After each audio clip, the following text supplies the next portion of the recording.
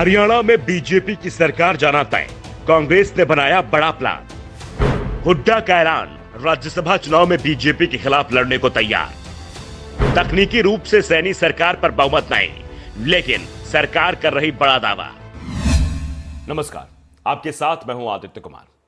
कांग्रेस हरियाणा सरकार से विधानसभा में विश्वास मत हासिल करने की मांग कर रही है। राज्यपाल से भी कांग्रेस के विधायकों ने मुलाकात की है और मांग की है कि राज्य की नायब सिंह सैनी की सरकार अल्पमत में है।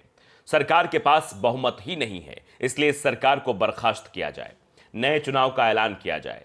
जब तक नए चुनाव नहीं होते तब तक राष्ट्रपति शासन लगा दिया जाए। राज्यपाल को सौंपे गए ज्ञापन में कांग्रेस ने कहा है, वर्तमान सरकार के पास बहुमत नहीं है। संविधान और लोकतांत्रिक मानदंडों के अनुसार भाजपा को सरकार में बने रहने का कोई भी अधिकार नहीं है। खरीद फरोख्त से बचने और लोकतंत्र का अस्तित्व सुनिश्चित करने के लिए भाजपा की इस अल्पमत सरकार को तुरंत बर्खास्त किया जाना चाहिए।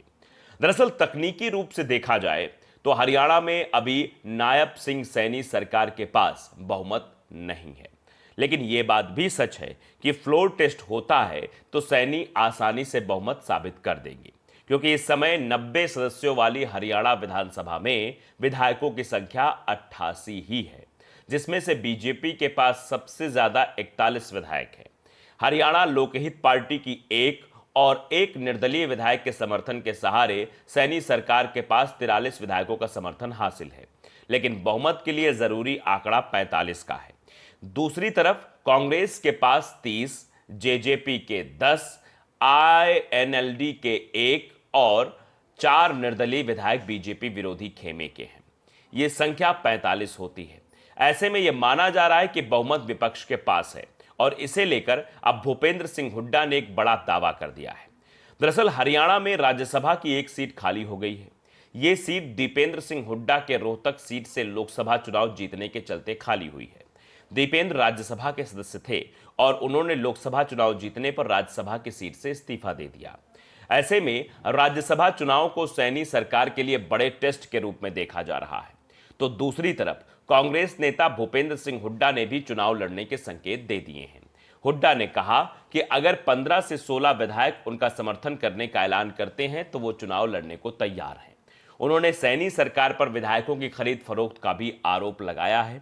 दरअसल हुड्डा भले ही दावे कर रहे हों कि वो राज्यसभा चुनाव लड़ने को तैयार हैं, लेकिन वो चुनाव जीत पाएंगे, इस पर संदेह इसलिए जताया जा रहा है क्योंकि बीजेपी केंद्र और राज्य दोनों ही जगह सत्ता में है और इसी के चलते हुड्डा को भी खरीद फरोख्त की चिंता हो रही है और इसके संकेत मिलते दिखाई भी दे रहे हैं। और यही वजह है कि हुड्डा अभी ऐसा कुछ नहीं कर रहे हैं, क्योंकि दावा किया जा रहा है कि जेजेपी के 3 विधायक बीजेपी के संपर्क में हैं और 3 महीने बाद वो बीजेपी में शामिल भी हो सकते हैं।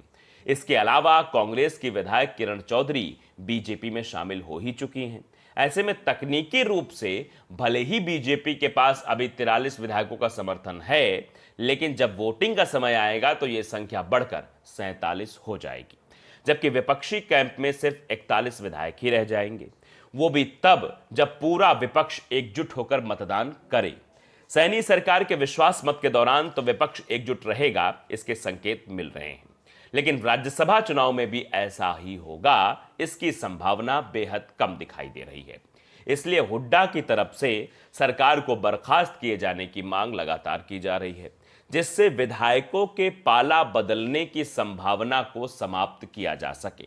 वैसे कांग्रेस के निशाने पर इस समय हरियाणा का विधानसभा चुनाव भी है और किरण चौधरी के कांग्रेस छोड़कर बीजेपी में शामिल होने को हुड्डा की बड़ी जीत बताया जा रहा है, क्योंकि किरण चौधरी का कांग्रेस में एक अलग गुट तैयार हो रहा था, जो हुड्डा की परेशानी का सबसे बड़ा कारण बन सकता था। लेकिन अब चूंकि किरण चौधरी ही कांग्रेस से अलग हो गई हैं, तो उनका गुट अपने आप ही खत्म हो गया है और वो अब बीजेपी में गुटबाजी करती दिखाई देंगी। इससे अब रास्ता तो क्लियर है, लेकिन जो चीजें अब दिखाई दे रही हैं वो बताने वाली हैं कि विधानसभा चुनाव में इस बार गठबंधन का या इंडिया गठबंधन का पल्ला भारी रह सकता है। अगर आपने नवदर्पण न्यूज को सब्सक्राइब नहीं किया है तो जरूर कर लीजिए, ताकि अपडेट भरी खबरें आप तक पहुंचती रहें। नमस्कार।